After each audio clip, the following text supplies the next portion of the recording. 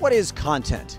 We asked that question of Peter Weedfald, the president of Gen 1 Ventures, and what he had to say might surprise you. When I think of content, my definition is brand. And my definition of brand as a promise is emotional capital. So connecting content to brand to emotional capital at 30,000 feet is the definition.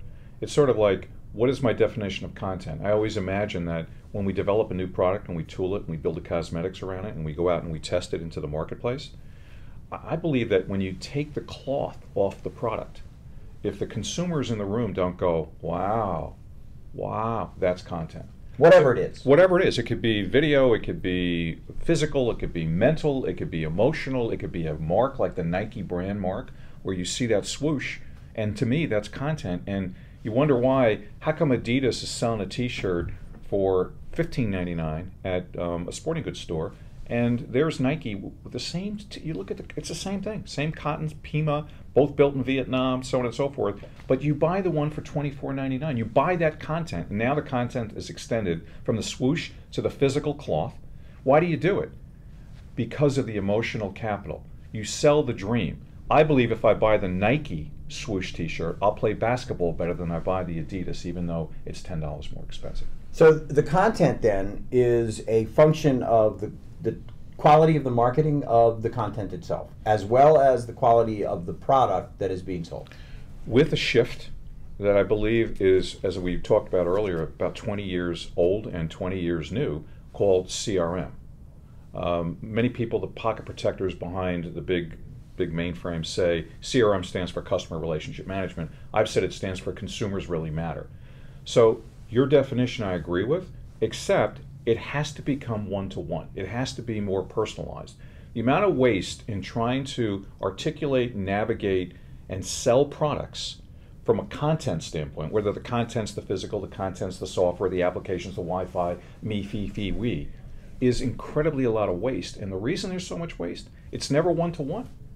I mean, we have all of this segmentation taking place, even the power of the internet, and the only one that I've seen that's done a tremendous job, and they live in the world of algorithms. They're polymaths, is Amazon. Amazon is a polymath and a polyglot, because they travel worldwide to sell products, understands the power of content. So the idea of selling a really great product to an individual, how can you translate that, selling that great product to an individual, into selling that great product to great groups of individuals? That's a great question, great point. And I believe that all the tools are in place, and you start with the right infrastructure and foundation. And that infrastructure and foundation is, you know, in my circles, all of a sudden the big buzz is big data. In my circles, all of a sudden the big buzz is data mining, one-to-one personalization, the internet of everything, all of this buzz. But the reality is that when I came to this show today at CES, and I've been coming here, I don't want to embarrass myself, 20 plus years, they didn't know who I am. When I went to register, I said, do you know who I am? And it sounded arrogant. It wasn't meant to be arrogant. It was meant for me to continue to propagate myself by understanding, are we using the tools for one-to-one negotiations and navigation? So I can tell you, you may prefer the color black, and if I know you prefer the color black, and I understand that I'm trying to go out to the crowdsourcing masses locally and then globally, I will have a better shot of having less waste and driving emotional capital for my product than my competition. And my goal is always to subjugate competitors, or supplicate them, if you will, and that's the Holy Grail. The conundrum is that I don't really see a lot of companies doing it. So what is your position on the way that you might commoditize content as in a way to use it to target your personal use of some product or other? So actually, social engineering and social networking is the Holy Grail. And I'm not going to go on to a whole big diatribe about it's not CRM anymore, it's now SCRM, which is social CRM. But they've taught us everything. They've said, let's do what television can't do. Let's segment the world. And in that segmentation of world, it's all about content. And that content goes back to the originals of what you and I started with, which is the three-legged stool of publishing, right? You have to have a unique editorial franchise and position that drives a certain group of people there, and then you serve them with advertising and marketing, right? And that's how it works. But And I might add a fourth leg to that stool, and that is that you keep the promise that you made when you got them into the tent in the first place. That's correct. And so I look at that, and because I was in publishing for 10 years, that's how I look at this entire marketplace, which may be different than others. As an example, I believe that when I was running Computer Shopper, my goal was to have you at the newsstand pick up Computer Shopper, flip through it, and go, I think I like it, pay $3.99, bring it home, and then when you engage fully with it and you drill down into it, then you fill out the subcard. As soon as you've done that, the next time you get Computer Shopper, I'm blown in PC Magazine subcard, I'm blown in Mac User subcard, and so on. Same with technology. You know, I've never seen anybody in the aisles of Best Buy with pliers and screwdrivers walking up to 20 different DVDs, 20 different TVs, opening them up to find out what kind of motors are inside or what kind of wiring is inside and how is the technology architecture set. Nobody does that. Because brand, in many cases, is the refuge of the ignorant, number one, all the way to the right. And all the way to the left, we have experts that understand technology and play through. My view continues to be that social networking says, hi, Instagram. There's a certain persona of people that want to be involved in Instagram. There are millions of social sites now, all the way down to, you know, I need a job. And all of that content is drawing people in like magnets. I think the state of the art today is there's no more push advertising, there's no more push marketing. All content has to be pulled. So that's then plays right into the idea for product sales marketing and such. The same way that it does with content of other natures, where it is, I want it, when I want it, how I want it, so it's being drawn by the consumer. Right. Rather than being pushed by the advertiser. That's fair, but I want to add one piece to that. I talked about walking down the aisle at Best Buy, and I've never seen anyone with screwdrivers and pliers. The back end of that pylon statement is that consumers divide themselves by choice way before they divide by products and brands. Meaning, when you can go into a Best Buy and you can actually see 15, 50, actually 120 TVs, you empowered me. You made me smart because I can say, I don't like what that one looks like. I can make the choice. I can make the choice. But when you limit the power and you limit it in a place where information doesn't flow, the dignity of knowledge is not part of me. I'm buying a horse saddle. I know nothing about horse saddles. But if there's only 2 horse saddles in the place. That's correct. Then it makes it, you know, I'm going to make a choice. And now all of a sudden I'm an informed buyer about horse saddles. So I think content, for me, is every single touch point, from human capital to the actual services, to the support, to the cosmetics, to the design, to the pricing, juxtaposed to somebody else. And I think one of the things we have to think about in this segmentation is, for all these different social sites, all these, you know, the consumer is the publisher now, right? We know that. And they're publishing content faster than we can publish. If you aggregated every single company here and the money they're spending on trying to publish their content, push out their advertising, you can't compare it to what consumers are doing. All the way to the right, polarized, is brand evaporation. All the way to the left, polarized, is brand infatuation.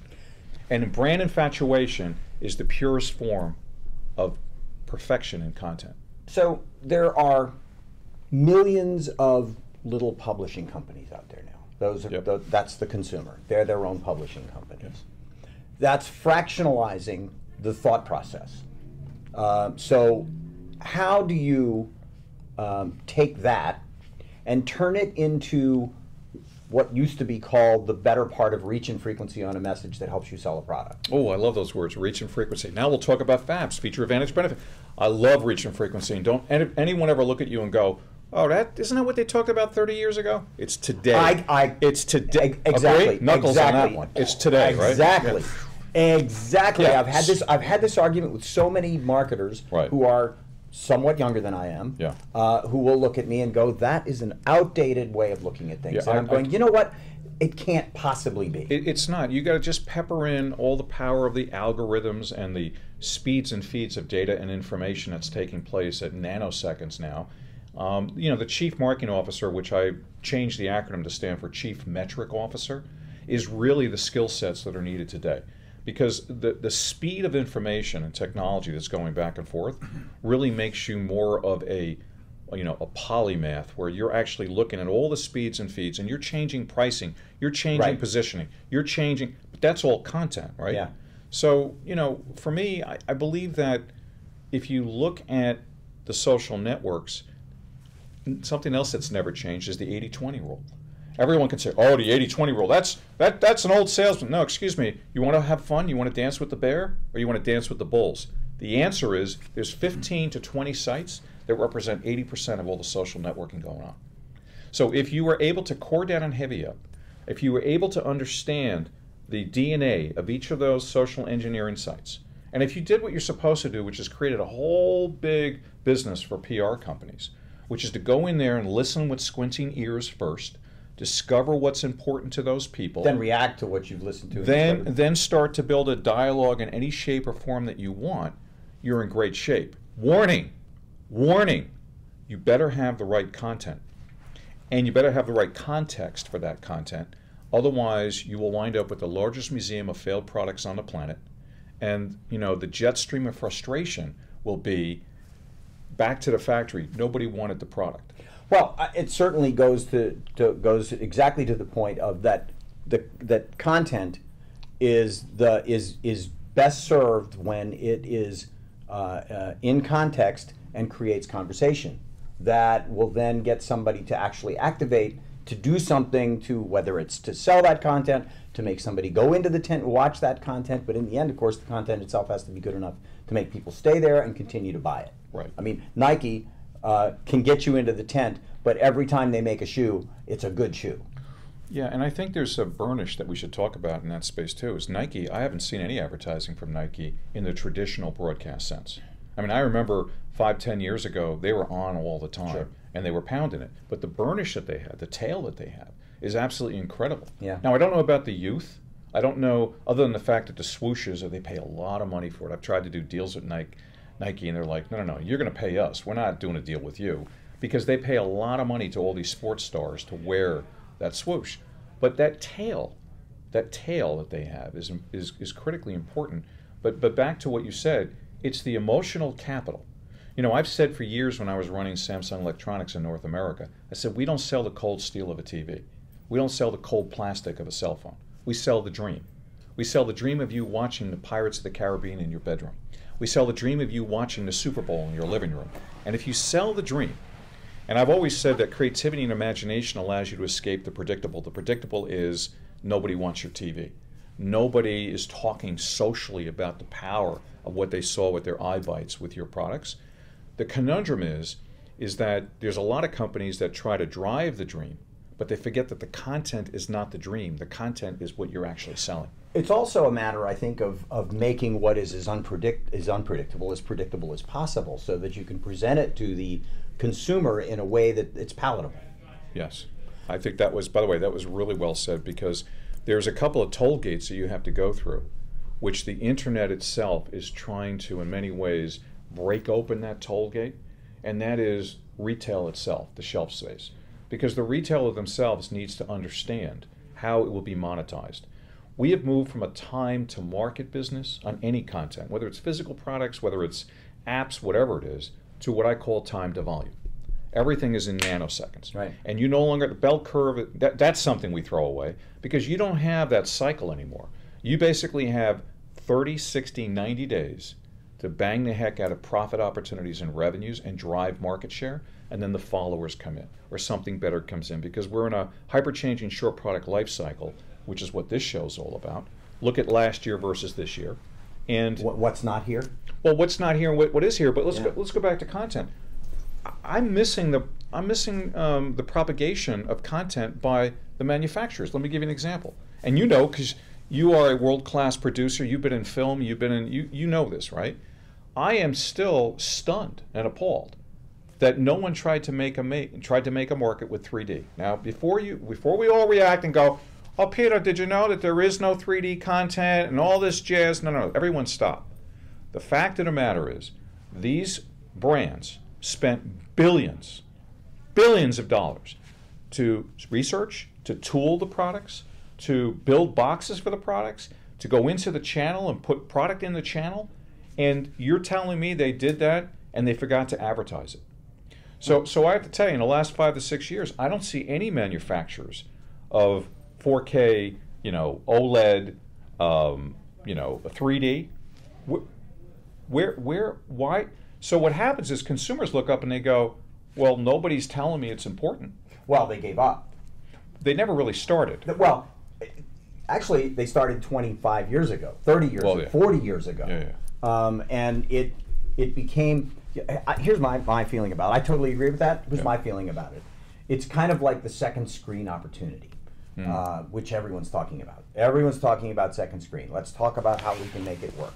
In essence, not unlike 3D, it required that you did something else to take your attention and mind away from what it is that you would normally be doing, which is sitting back and watching a television. Right. Something else you've got to do. You've got to put on a pair of glasses. You've got to look at a second screen opportunity because it's augmenting the content on the screen. I'm not suggesting that that's bad. I'm actually not even suggesting that 3D television isn't bad. One of the manufacturers, and I think it was either LG or Samsung, created a glasses-free 3D environment. They both did, and so it goes on. But the only point I'm making, in the cold steel of the P&L, I'm sitting there and I've got a P&L. Damn that P&L. It's a business plan, okay? And I'm looking at that business plan, and the business plan always has to be, what are the market opportunities? Who are the buyers we're going after? What is my competition doing? And what is your proposal to be a market maker in this market? So that's what they did up until the end of the 2 years ago. Got to the point where they brought those things here and they showed them. Yeah, but they forgot. Somebody forgot. And if the conundrum was that there wasn't enough 3D content, then I would like to spend the next 2 years studying why companies would spend all that time, all that capital, all the human capital, all the assets, all the building and developing, when they were going to find out 2 years later that there was nothing. So Hollywood looked up and went, wait a second, you don't believe in your own content. Content meaning, yes, physical TV, but content of what you could deliver a consumer.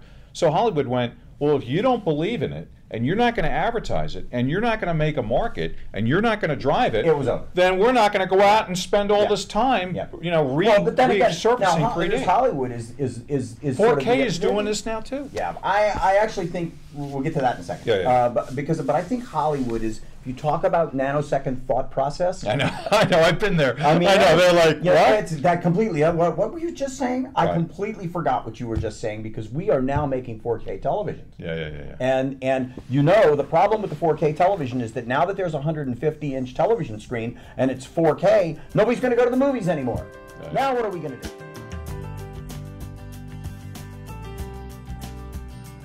I'm Frank Radis. Thanks so much for watching this episode of The Future of Content, powered by Red Touch Media. If you want to see more, just click on one of these buttons.